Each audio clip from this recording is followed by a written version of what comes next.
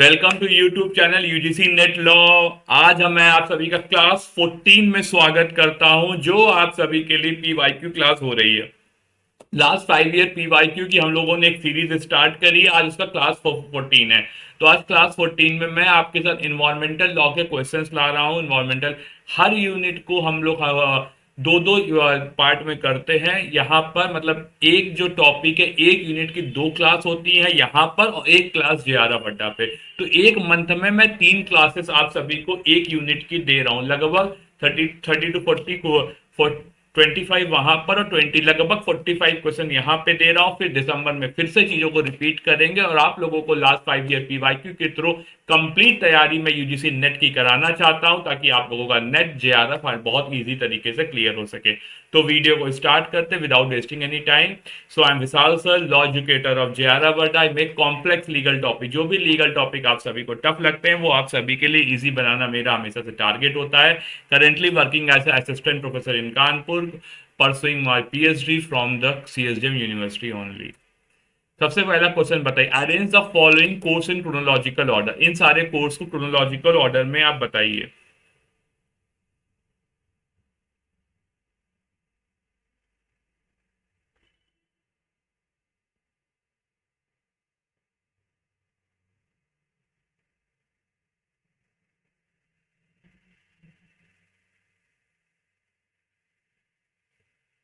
बताइए, arrange the following in a chronological order. तो so the United Nation conference on human environment, पहली कौन सी unit पहली आई? तो पहली कॉन्फ्रेंस कब आई?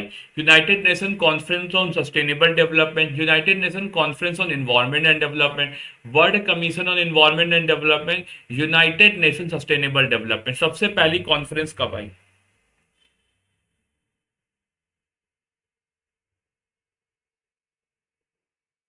तो जो सबसे पहली कॉन्फ्रेंस है उसका नाम है United Nation conference on human environment. तो सबसे पहली ये आपकी आई, United Nation conference on human environment. उसके बाद कौन सी आई?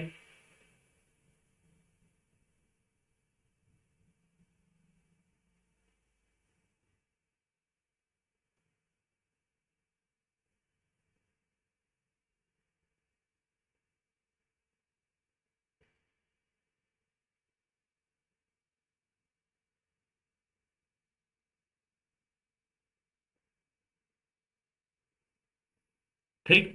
फिर United Nation conference on environment, फिर आपकी आ गई United Nation conference on environment and development. तो सबसे पहली जो आई, अगर स्टार्टिंग बात करते हैं, United Nation conference on environment and develop on human environment, ये 1972 में हुई।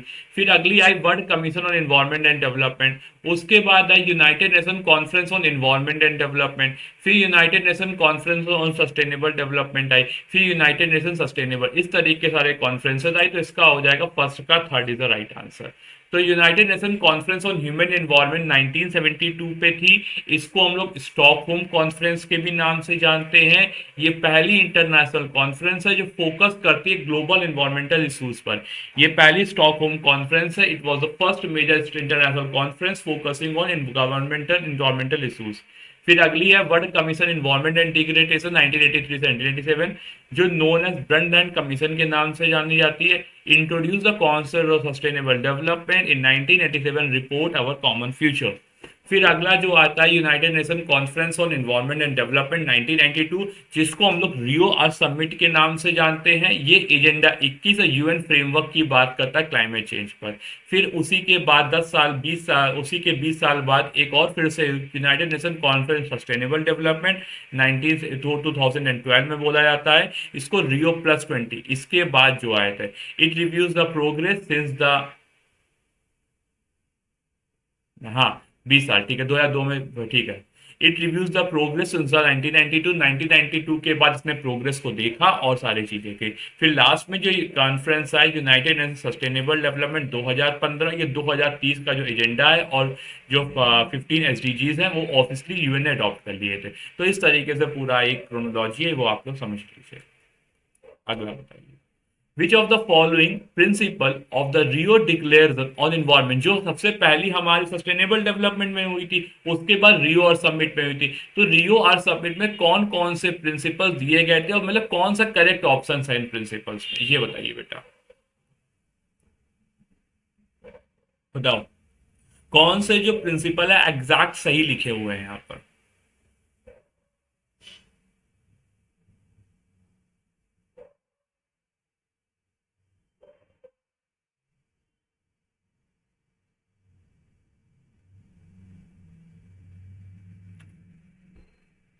चलिए अगला बात, पहला बात करता है principle one, human being are at centre of the concern for the sustainable development. Human being है वो सेंटर ऑफ द कंसर्न है फॉर सस्टेनेबल डेवलपमेंट, बिल्कुल सही।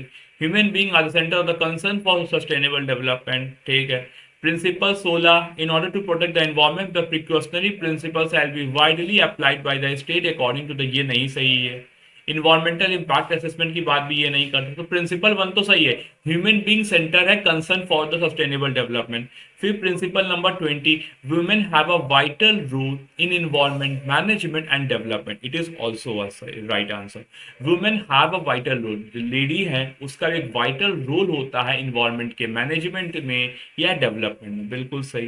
पीस डेवलपमेंट नहीं, तो इसका जो आंसर है first and fourth is the right answer, ये भी याद करें क्योंकि इसके बारे में बात करता है। Precautionary principle shall applied by the state according to, नहीं, प्रिकॉशनरी नंबर जो ये प्रिंसिपल गलत है, ये 14 पे आता है। EIA environment impact assessment propose significant impact to, नहीं, प्रिंसिपल 17 पे नहीं आता है। Women have a vital role, बिल्कुल सही, ठीक है, और ये बिल्कुल सही बात है। तो आपके दो ही प्रिंसिपल इसमें सही है, प्रिंसिपल 1, प्रिंसिपल 20। अगला बताइए, सिलेक्ट द आंसर, कौन सी कॉन्फ्रेंस आप देखेंगे बिल्कुल सही लगी है। Class 12, COP conference of party, COP 626, COP 25, COP 24, COP 22, COP 21, कौन सी जो है बिल्कुल कॉन्फ्रेंस सही लगी है, बताइए।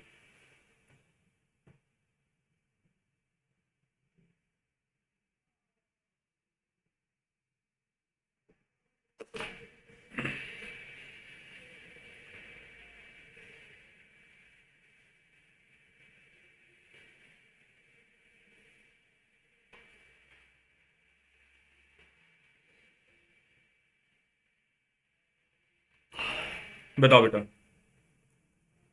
थर्ड का first is the right answer. हम लोग बात करते हैं COP 21 and COP 25, 1 is the right answer. Glasgow climate change, ये सीओपी 25 हुई थी, और पेरिस लाइट चेंज क्लाइमेट 2015 वाली, तो ये सारी आपकी सही है, अदरवाइज सारी गलत है, मिसमैच है। तो first and fifth is the right answer. तो 2015 पर सही है, क्योंकि ये 2016, ये सीओपी जो 2016 में थी, कोटा विद सेकेंड मारा केस, ये सारे गलत है। तो COP 21, COP 26 is the right answer.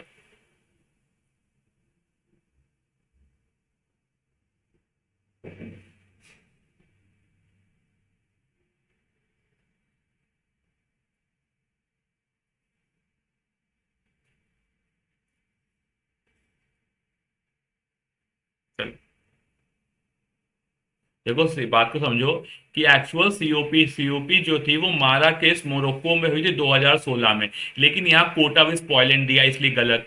ये जो सीओपी 24 है वो कोटा विद पोलैंड में 2018 पे दिया, लेकिन यहाँ मारा केस दिया, इसलिए ऑप्शन गलत हो जाएगा। ये जो है मैड्रिड स्पेन 2019 में दी थी, लेकिन यहाँ लीमा लिखा है, इसलिए गलत हो जाएगा। अंडर विच प्रिंसिपल, आप देखिए कि अभी मैंने इसीलिए उसका आंसर वहां पे नहीं बताया कि आप लोगों को यहां पे बताइए। Under which of the following principle is a polluter, किस प्रिंसिपल में आप लोग देखेंगे रियो की पॉलिटर पे प्रिंसिपल दिया है। प्रिंसिपल 15 में, प्रिंसिपल 1 और 2, प्रिंसिपल 16, प्रिंसिपल 5, बताओ बेटा कौन सा प्रिंसिपल में पॉलिटर पे प्रिंसिपल दिया गया है, बताइए।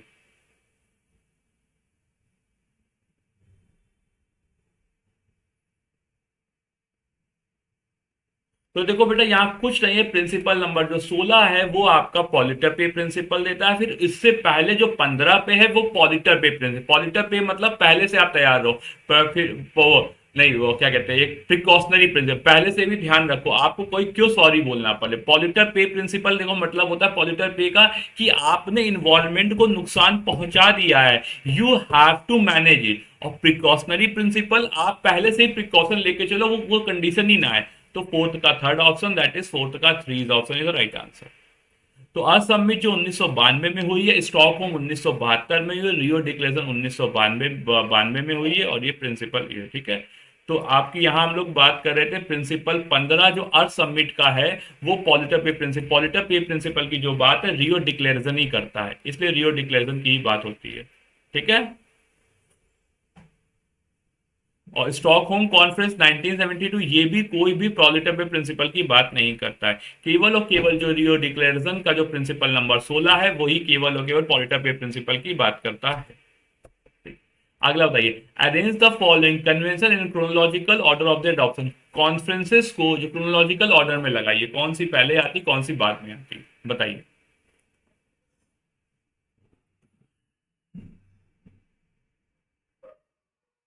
Vienna convention on protection of ozone layer, Stockholm convention on president organic pollutant, convention on international trade in endanger species of wild flora and fauna, Basel convention on control of transborder movement of hazardous waste. कौन सी किसकी क्या है?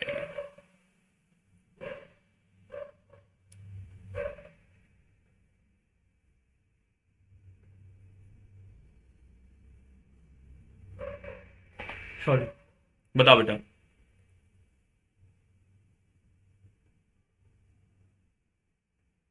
तो हम लोग देखो बेटा बात करें तो फिफ्थ की जो कॉन्वेंस है, arrange the following convention chronological order of their adoption, इसकी अगर हम लोग बात करें तो सबसे पहली जो आएगी convention on international trade in endanger species of wild flora and fauna, ये साइट्स वाली पहले आ जाएगी। ठीक है। फिर उसके बाद जो आएगी वो वीना कन्वेंशन 1985 वाली। फिर उसके बाद वो आ जाएगी वो आपकी, उसके बाद आएगी ये वाली बासेल कन्वेंशन ऑन ट्रांसबॉन्डिंग मूवमेंट, उसके बाद स्टॉकहोम कॉन्फ्रेंस। इस तरीके से क्वेश्चन आएगा।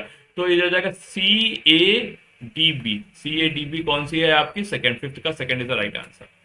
तो आपकी जो convention of international trade in endanger species 1973 है। वीना कन्वेंशन जो ओजोन लेयर की प्रोटेक्शन की बात करता है 1985 है। Basel convention on control of transboundary movement की बात करता है हैजार्डस वेस्ट एंड डिस्पोजल की 1979 में दिया गया है। Stockholm convention on persistent organic pollutant ये 2001 में दिया गया है। ये सारी इस तरीके से पूरी कॉन्फ्रेंसेस है।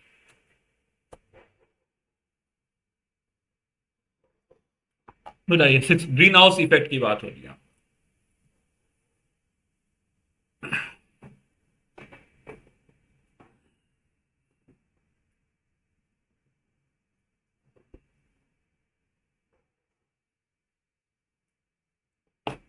बताइए, green house effect means increase in the atmospheric pressure due to the concentration of green house gases in the atmosphere growing vegetables. Green house effect का क्या होता है? जैसे ही एटमॉस्फेयर पे एटमॉस्फेयर टेम्परेचर बढ़ जाएगा due to concentration of green house gases in the atmosphere growing vegetable growing crop photosynthesis in the plant growing sunlight receive in a glass house. बताइए six.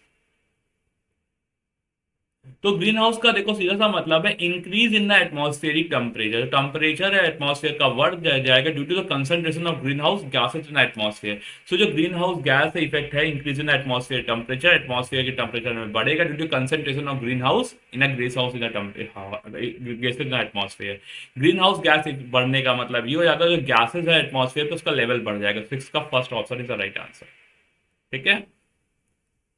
Gases like CO2 H2O पर ये सारी gases बढ़ेंगे जिससे global warming होता है। ठीक है।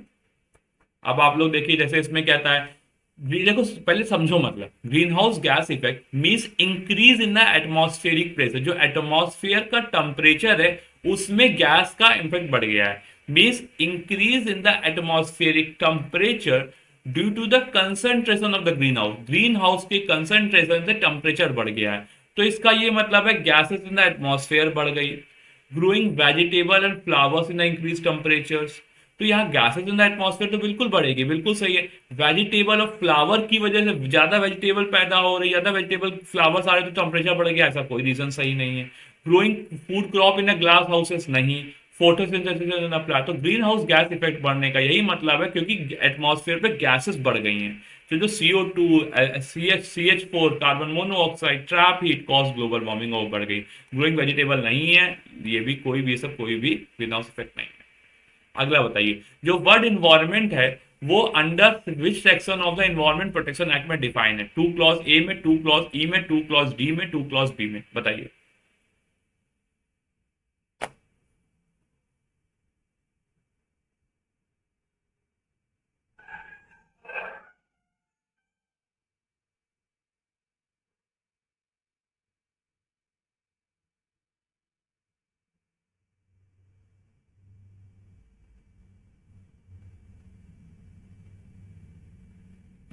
ठीक है, तो वर्ड इन्वायरमेंट,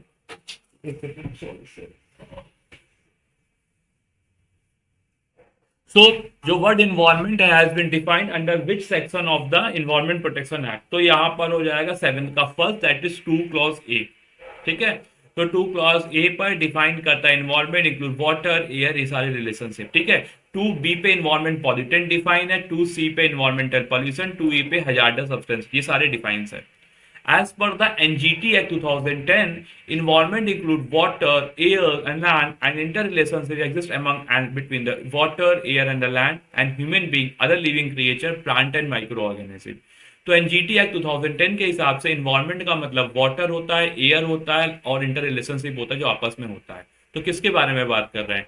इकोसिस्टम के बारे में, बायोडाइवर्सिटी के बारे में, या फिर लिखा है other living creature, plant, micro organism and what, ecosystem, biodiversity, property and climate. बहुत इजी आंसर है, यदि से हर चीज एनवायरमेंट से रिलेट कर रहा है तो इसका आंसर इकोसिस्टम हो जाएगा। बायोडाइवर्सिटी, यहाँ पे तीनों एनजीटी के बारे में कम बात है, मैक्सिमम इकोसिस्टम, और यहाँ पर इन्वायरमेंट में इकोसिस्टम ही इंक्लूड हो जाता है।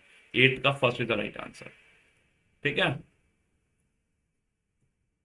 अगला बताइए, which of the following is incorrect, इसमें से कौन सी इनकरेक्ट है, ये बताइए।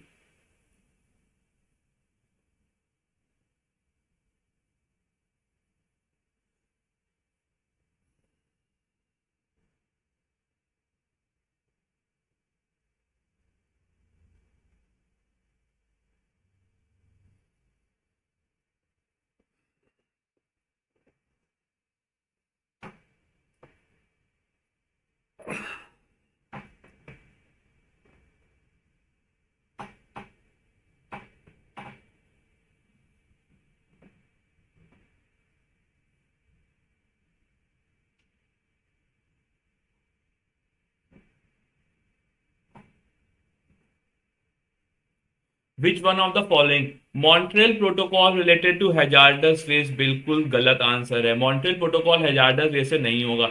प्रिकॉशनरी प्रिंसिपल एंड पॉलिटर पे प्रिंसिपल एक essential feature of sustainable development, बिल्कुल सही बात। Stockholm declaration 1972 has been describe as a Magna Carta, जो स्टॉकहोम डिक्लेरेशन 1972 का, वो एक तरह से डिस्क्राइब करा गया है magenta carta of the environment. जो स्टॉकहोम डिक्लेरेशन 1972 का, इसको बिल्कुल मैग्नेटा कार्टा, शुरुआत अगर यहीं से अगर कोई भी एनवायरनमेंट लेवल पे इंडिया पे होती है हायर लेवल पे, तो स्टॉकहोम है। No state has a right to use और permit the use of territory so as to cause injury, बिल्कुल सही। स्मेल्टर केस से रिलेटेड है, इसलिए इसका आंसर ये हो जाएगा कि इनकरेक्ट पूछा गया, तो कि मॉन्ट्रियल प्रोटोकॉल हैजार्डस गैस से डील नहीं करता है। Montreal protocol ozone depleting substance से डील करता है। ठीक है, हैजार्डस गैस नहीं, इसलिए ठीक है, ये सारे हट नहीं रहेंगे इसमें। ठीक है, चलिए, बता दिया था। प्रिकॉशनरी प्रिंसिपल एंड पॉलिटर पे प्रिंसिपल एसेंशियल फीचर है, स्टॉकहोम को मैग्नेटा कार्टा बोला जाता है इस तरीके से। Transboundary harm principle, no state can use this land, इस तरीके से स्टेट नहीं लैंड यूज करेगा कि सारे अदर लोगों को फायदा ही ना मिल पाए। Transboundary harm principle. How many core principle are laid down in the United Nations declaration of permanent sovereignty over the natural resources, कितने core principle United Nation declaration of permanent sovereignty ने निकाले थे over natural resources? 5 core principles, 6 core principles, 7 core principles, 8 core principles.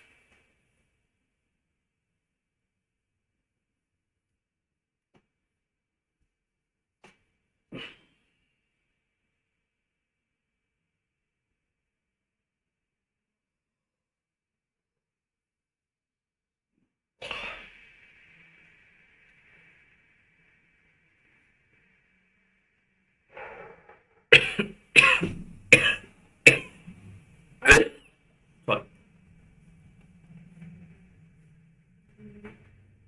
तो बेटा यहाँ पे बात करें, जो 8 कोर प्रिंसिपल्स हैं वो permanent sovereignty over natural resources के द्वारा दिए गए। ये सारे प्रिंसिपल आप सब देख सकते हैं, स्टेट के पास फ्रीली यूज करना नेचुरल रिसोर्सेज को, नेशनलाइजेशन एक्सप्लॉयटेशन की बात करता है, फॉरेन इन्वेस्टमेंट, सॉवरेनिटी, ये सारे 8 प्रिंसिपल है जो यूज करे गए हैं। ठीक है, इसी तरीके से आप जो शाम को हमारे साथ 7 PM आइएगा, हम लोग mind map marathon environmental law की भी आपके साथ करेंगे।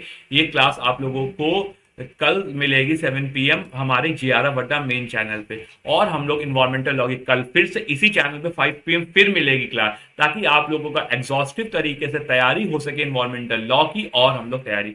बस वीडियो को ऐसे ही वॉच करते रहिए और अपने फ्रेंड्स को भेजते रहिए ताकि आप उनको भी फायदा मिल जाए, and you will completely very much confident that you can get NET or JRF according to the practice which you are doing.